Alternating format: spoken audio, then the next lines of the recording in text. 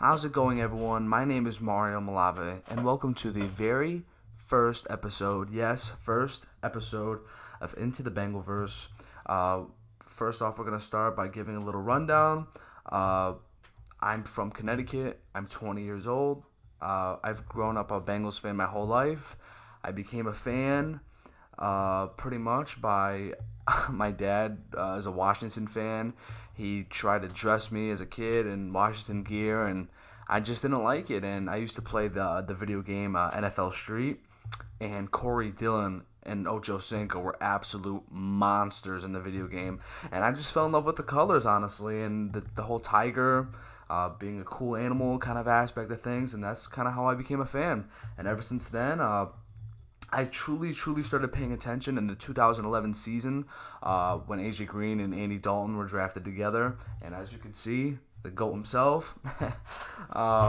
But yeah, that's pretty much how I became a fan, how I got into it. All throughout high school, I was listening to podcasts, watching episodes, especially these past 2 years, even during the pandemic. Oh, there was a ton of podcasts and plenty of time to be able to listen to things.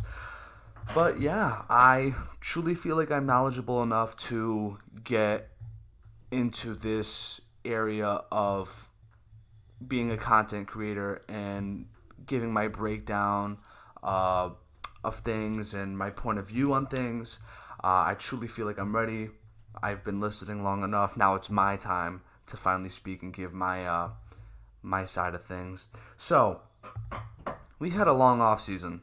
Really long off season. I know everyone was so patient, like super patient. I know it was a super. It honestly felt like forever, but we're finally here. We are finally here. I am making this pretty much the day after the very first game, which I'll make another episode for. But for now, we're gonna pretty much sum up everything that happened during the off season, and we're gonna go from there. So. Pretty much. Oh, before we start, we get this going. My plan going forward is I will let you all know when I'm going to be posting and that aspect of things. If you check out my Instagram at Into the Bengal-Verse, you'll be able to see my profiles, Twitter handle, whatever the case may be. And yeah, this is mainly where I'll be posting here on YouTube. Maybe I'll post highlights eventually on my Instagram, but I'll definitely be posting certain elements as well on my Instagram. But for now, here we are, very first episode, and we're going to cover the off-season. So, off-season. After the 2020 season, and I know that I can speak for a lot of you when I say this, it was very heartbreaking. When Joe Burrow went down, I honestly think I felt what it's like to feel pain in your soul. Like, I truly mean that. And not even in a goofy way. Like, I think I speak for everyone when I say when we saw Joe Burrow grab his knee, that was one of the hardest moments. Maybe in our life. If you're a true diehard fan, like, that might have been one of the hardest moments in your life. Like, that really, like, oh my gosh. I didn't want to think about it. Like, it was, man, like, we knew this season. We were expecting it to be a fairly fun season, and it was. It was leading up to that. I honestly believe we were going to go on a run there and beat teams like Washington and the Giants and Dallas. But you know what? I'm not saying I wanted this to happen, but if Joe Burrow never got hurt, we wouldn't have Jamar Chase. I'm just saying. Like, if you really want to put that and look into that aspect of things, we wouldn't have Jamar Chase. So take it as you will, but we had Joe Burrow as a rookie, and he honestly lived up to the hype. The team was honestly worse than people thought, but it looked a lot better just because of the charisma that he brought to the team. Like, he really is a dude, you know? Like, let's say you're a casual fan and you don't really know the statistic point or side of things, and you see this guy, and he just passes every eyeball test. Like, seriously. Coming into it, he definitely passed it. During the season, he passed it, except for the deep ball. But we can get into that. We can get into the whole deep ball thing. But for the most part, the season was... It's what it is. We lost close games. That's always the moral of the story with us. And it sucks. But you know what? I've come to accept this, and I just hate being the one that makes excuses because I just sound like a freaking broken record. Like I've accepted that bad teams find ways to lose and good teams find ways to win. And as of right now, the way the roster's built, I think we have a chance, just like yesterday, to squeak out those close games and finally break the chain. I truly, truly believe that. But that was just one game yesterday. That was just a taste test. But we need to go over everything that happened after last year. Forget last year. It's in the past. Here we are now. We have a healthy Joe Burrow. We have a healthy roster for the most part. Knock on wood. Other than Joseph Osai, which was we can get into that. But that was devastating. But so after the year ended, after the year ended, we as fans wanted to know what is the plan going forward. Is Zach Taylor going to stay? I think after he beat Pittsburgh, we had no choice but to keep him, honestly. I truly still don't know how I feel about the guy. I want to like him. I really do. There's times where his play calling is suspect. I will not hide that fact or opinion whatsoever. But we wanted to know, is Zach Taylor the guy? What needs to be done in free agency in the offseason if we were going to have another spending spree in free agency like we did last year, getting Trey Waynes, Von Bell, and DJ Reader, of course. So, in the offseason, we were wondering, what's exactly going to be this plan of attack? Are we going to re-sign Lawson? Is Bates going to get an extension? Is Hubbard going to get an extension? Which he did, thank God. I love Hubbard. So, what happened was, we knew that the defensive line was in shambles. Lack of depth, tons of injuries across the board, and both sides of the trenches, honestly. And we just knew that the trenches needed to be addressed. Everyone was saying there was the whole Panay versus Jamar civil war, which was nuts, because I was constantly going back and forth, and I eventually chose Team Chase, and I'm glad I did. I hope Panay has a solid career in Detroit, but we have Jamar Chase, and that's our guy. And I just love the whole LSU connection storyline. That's just honestly the bonus. You take Jamar not just because he played at LSU, but because he's a bona fide star. That's why you take him. It's not just because of the LSU team. That's just a major coincidence, and that's a great bonus, but we got Jamar because he is that dude. So, we thought we were going to re-sign Lawson, but the Bengals valued sacks and results more than pressures. And I loved Carl Lawson, and it is a shame what happened to him. But we got a lucky break. What happened to him in New York honestly could have happened to us, and we would have been absolutely devastated and just heartbroken seeing that man injured on our team. I feel bad for Jets fans, I really do. They are just hit really bad with the injury bug right now. But we go and get Trey Hendrickson. And I was a little suspect of him at first. I was saying, I just think Carl Lawson, if you look at the eyeball test, if you genuinely look at how he's built, I think that he is a better player than Trey Hendrickson. But here's the thing. Trey Hendrickson has found a way to stay healthy. He's found a way to produce. And I know we've seen the preseason, and we even saw yesterday. He can play. I'll give it to you. He can play. And there's pretty much no doubting that anymore. The dude can play. He's not a world beater pass rusher, but he is solid. I have to see this whole year, and honestly next year, to see if he's worth that $16 million a year. But for the most part, the dude can play. So, solid signing. Can't give the Bengals any hate for that. But then they also go and get my guy, Mike freaking Hilton. My friend is a Steelers fan, and I knew all about Mike Hilton. And you know what's funny? I signed Mike Hilton in my GM in Madden, and he was playing on the outside. He wasn't even playing in the slot. But, there was something about him. I just had I'm not going to say I had a feeling he was going to come to us, but he's a dog. People don't understand. Some people just like looking at the quarterback and the receivers, and not many people enjoy watching the defense. They only enjoy the defense if they get an interception or a big play. But if you're really into the nitty-gritty physical aspect of the game, like watching it, or watching just an absolute, like I said, dog go to work, Mike Hilton's that guy.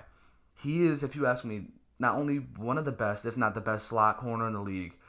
He might not be the best coverage slot corner in the league, but he's definitely one of the best. But in terms of run stopping, run support, and getting to the quarterback and blitzing and pressure packages type of slot corner, he's easily one of the best.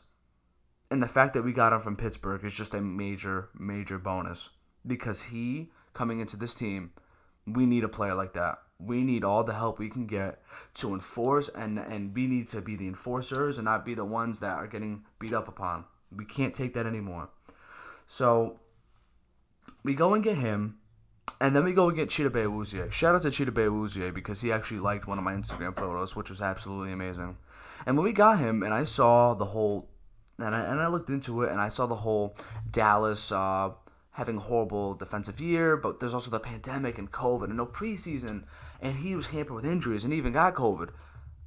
Looking at the contract and hearing all about him, I said to myself, this dude might have a chance to be one of our best players in general. If he can live up to his draft stock going into what I believe to be his fifth year, I believe that if he stays healthy, could be one of our better players. Looking at his athletic profile and looking at why he was drafted and his draft status and all that. And when William Jackson left, it was honestly pretty much replacing William Jackson with another version of himself, for the better or worse.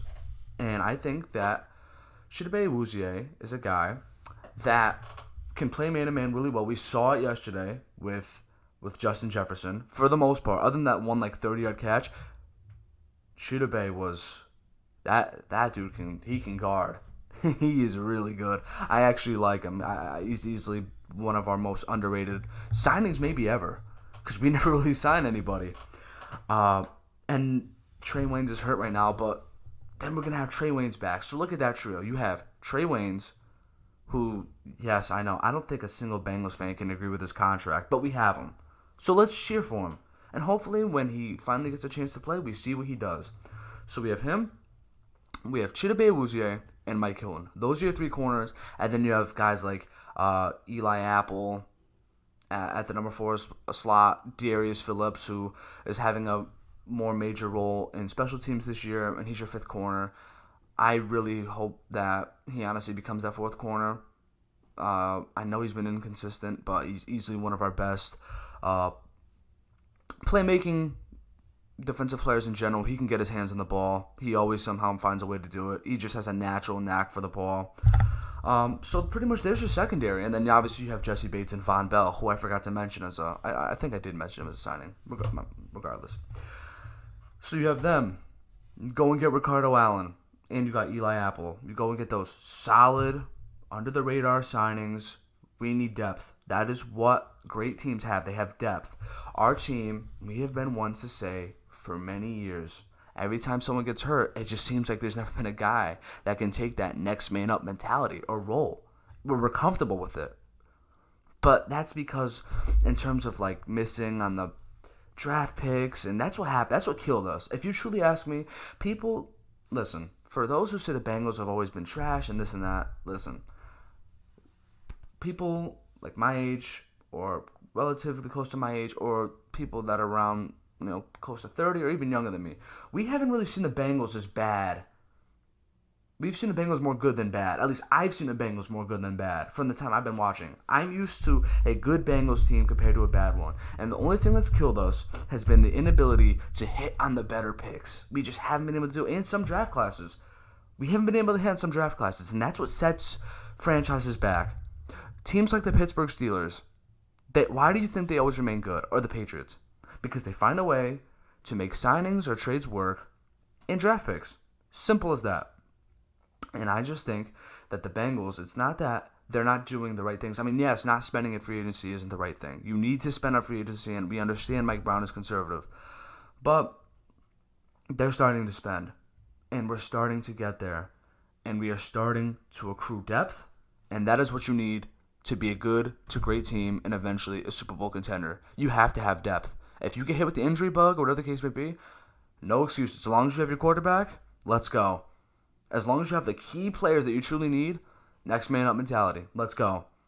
We, as a fan base, and it sucks because I'm one of them, always say, oh, if we didn't get injured, this and that. Like, it sucks. I understand that. It does. But we need to eventually be that team where we need to look ourselves in the mirror and say, we got this. If someone gets hurt, we got this. It's okay. It sucks. Pray for the return next year. Hopefully no more injuries. And that's the unfortunate part of the game is injuries. Nobody wants to get hurt. I honestly wish that injuries just didn't exist in football because it is the most fun sport to watch in America, in my opinion, but along with the physical aspect of it and how many players there are on a team, just it sucks because injuries do play a big part in this game, and especially a lot of the best players go down every year, and it's just, you don't want to see it. But here we are. We're starting to replenish with depth, and guys like Ricardo Allen and Eli Apple are guys that are good depth pieces. And then you have Riley Reef. Now, I didn't really know much about Riley Reef, but anybody whose name isn't Bobby Hart, all due respect to you, Bobby. I mean, you're a Bengal. I'll always cheer for any Bengal, but that was rough. Having Bobby Hart was rough. I'll never forget the day we signed him, and my friend said, good luck. And I'm pretty sure he was like a backup for the Giants, and here he was starting for us for years. That was rough. But here we get Riley Reef. And if you look at it, he's been one of the most consistent players over the last decade, honestly, since his entire career. One of the most consistent players. He's, I'm pretty sure, 30, 31. He's a big boy. Solid. Very smart, very intelligent. You hear the reports of him always being out there before everyone during practice. Very solid signing, if you ask me. Very underrated signing.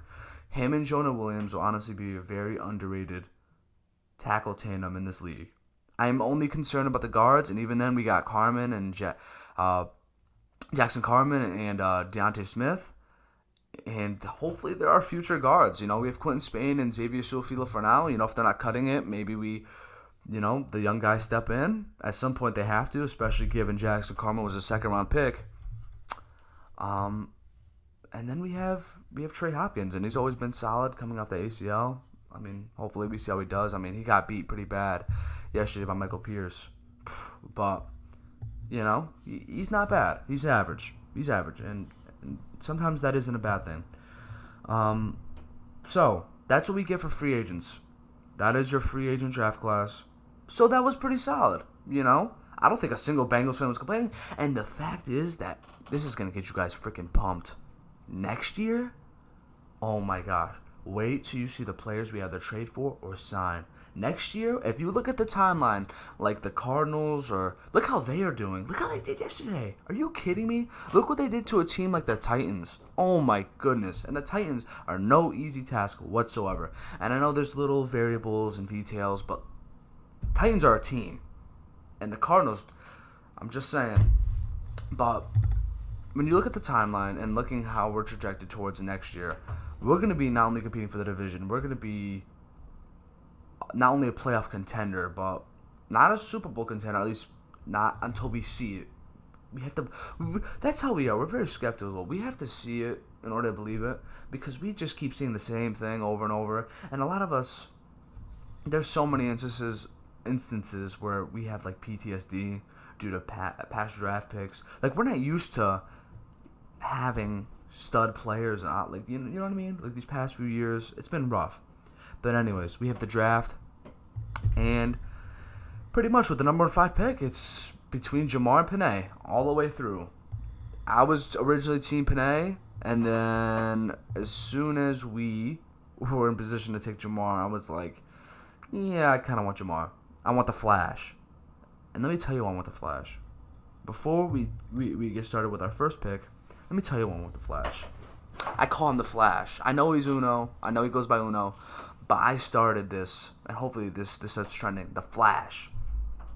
I call him the Flash because it's a flashy pick.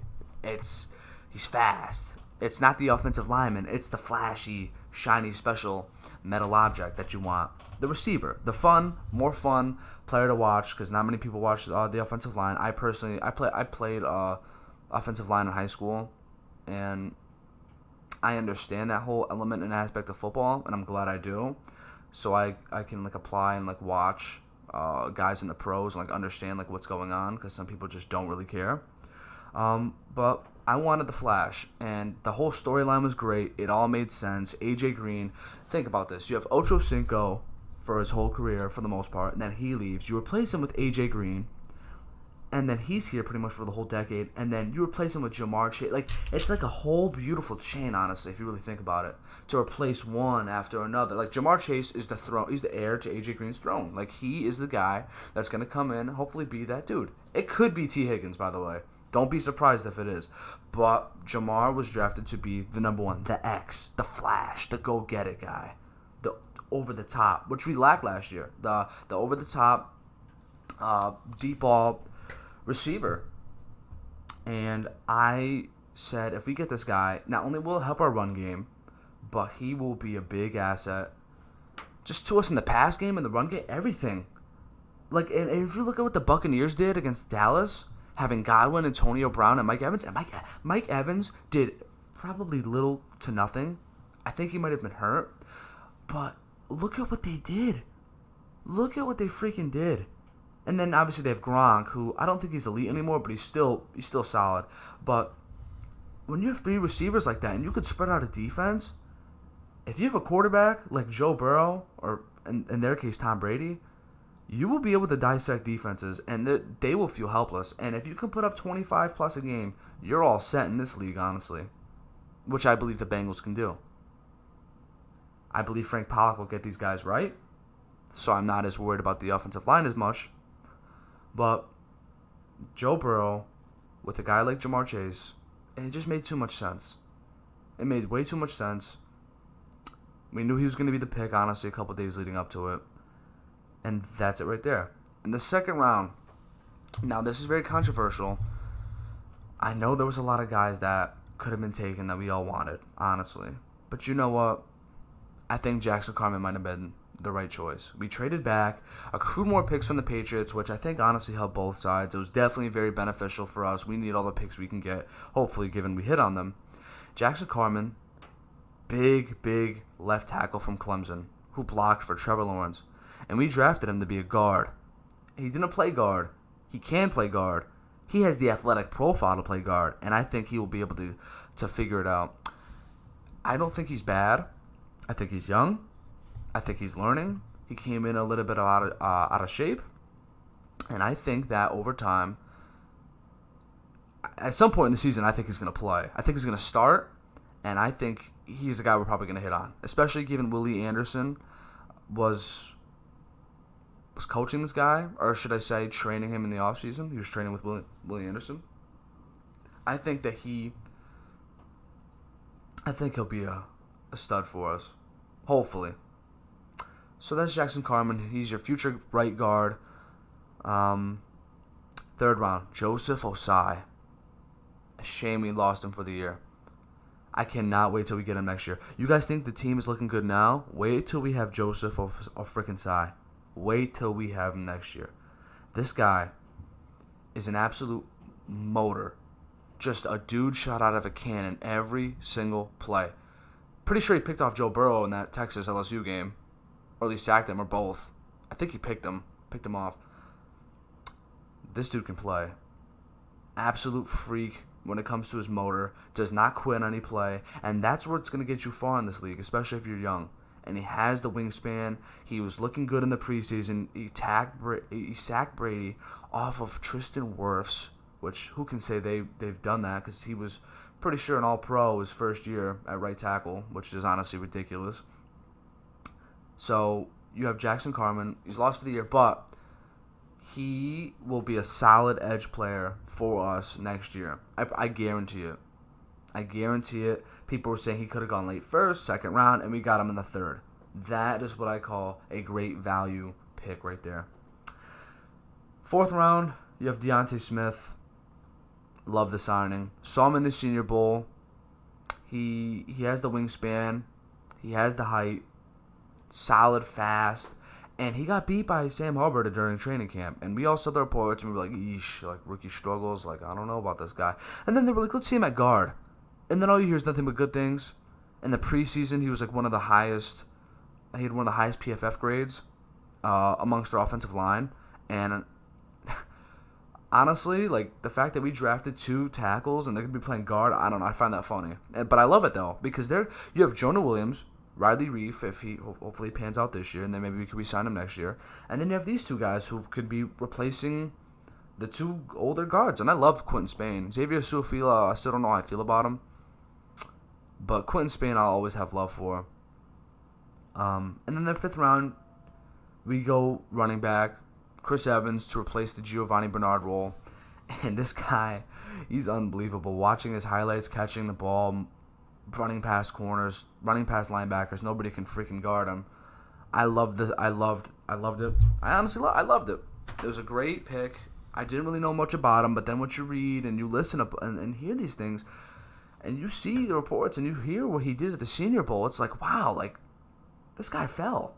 This guy honestly fell.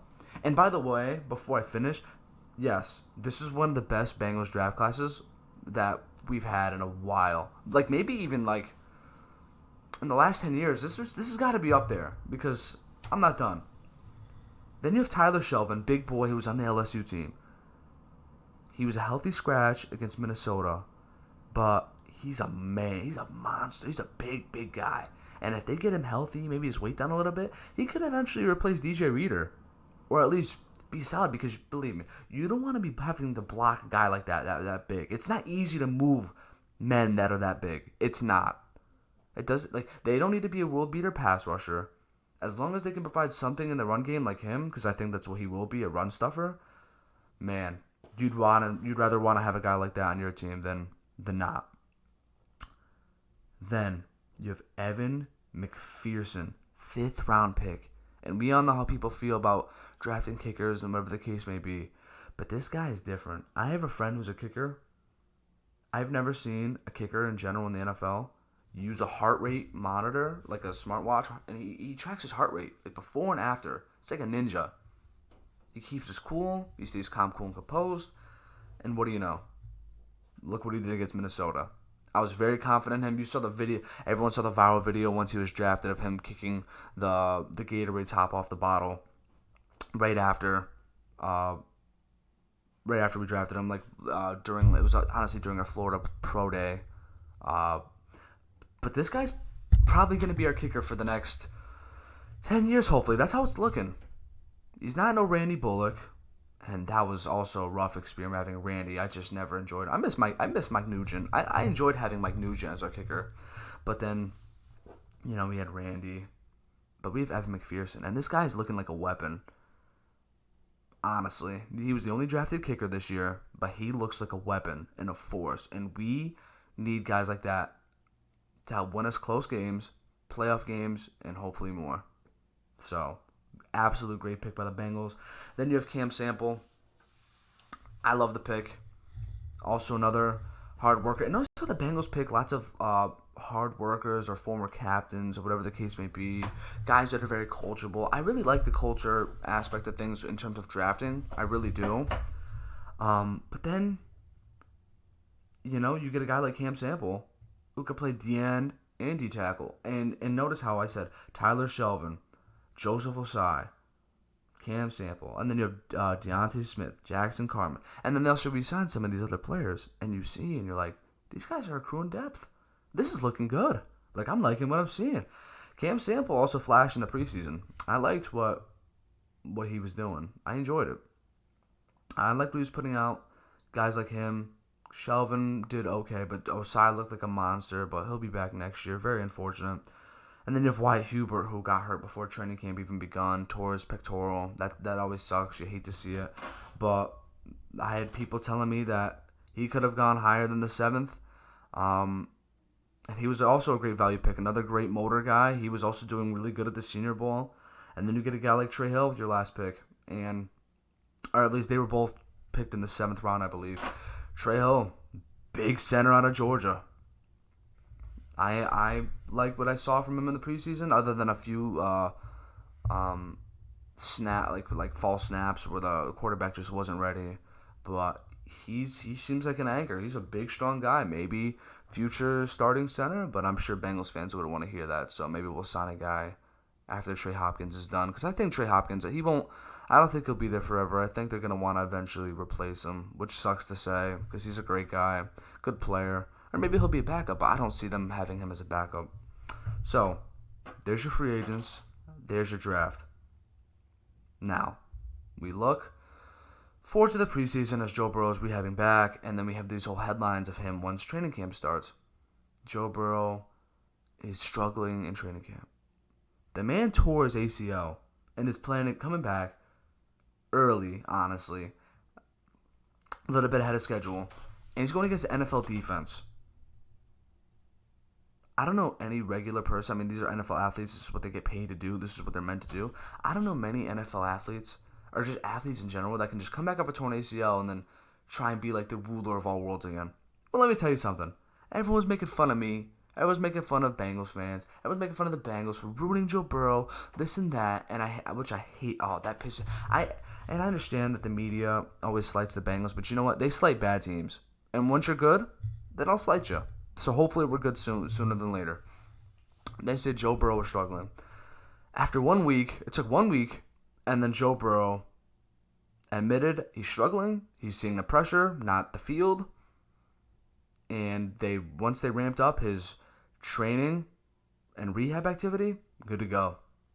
And I wasn't worried for a second because that man has the work ethic of a freaking... I wouldn't even know what to compare him to because he's unbelievable. His work ethic, we honestly, I don't want to say this, but we don't deserve, we deserve him, but at the same time, how do we repay the guy? Hopefully we repay him by building up the offensive line, which we have been, and giving this guy a winning team and having him lead it because, yeah, he's just that good. And then once he's doing good, everyone's saying, oh, Jamar Chase is struggling with drops. And you know what? That's fair because he was in training camp. He was dropping. And in the preseason, he had the most drops of any receiver. And yes, it was looking suspect, but I'm pretty sure him not playing over a year and getting used to NFL speed and the whole angles and the whole route tree and getting off press, I'm sure that had a little to do with it. But I knew he was going to shake back. He only had 5 passes thrown to him in the preseason, and he shook back. You saw what he did against Minnesota. Man, Jamar Chase. Nobody was saying nothing about his drops after. That was amazing. When he caught that touchdown pass, I absolutely lost it. I'm just letting you know right now. So, there's your draft. There's your free agents. Plenty of games left in the season. It's only just beginning. I didn't really talk about Minnesota too much, but I will in my next episode, which I should be posting soon. I'm very optimistic about this team this year. They're going to look competitive. They are going to be competitive. They're going to be a lot of close games. I just can't wait to see how Joe Burrow plays against the Steelers and the Ravens, especially given how those coaches coach against rookie QBs. I mean, he never really technically finished his first year, so he's still young. And I gotta see how he plays against teams like Pittsburgh and Baltimore. I know he's not Andy Dalton, but I gotta see him. We had Ryan Finley beat the Steelers. It wasn't Joe Burrow, and we ran the ball way more than passed. I gotta know Joe Burrow can make the right audibles and checks and beat teams like Pittsburgh and Baltimore, which I believe he will. But regardless, that's gonna do it for now for this very first episode. We just covered the free agents and the draft. My name is Mario Malave once again. This is my very first episode. Very excited to be here in the Bengals community and giving my thoughts and views on the team. I look forward to posting a lot more content in the future and growing this brand, growing this channel, getting familiar with you guys over time. And until then, Whodey, have a great day. or night or morning whenever you're listening to this, and I will see you guys soon.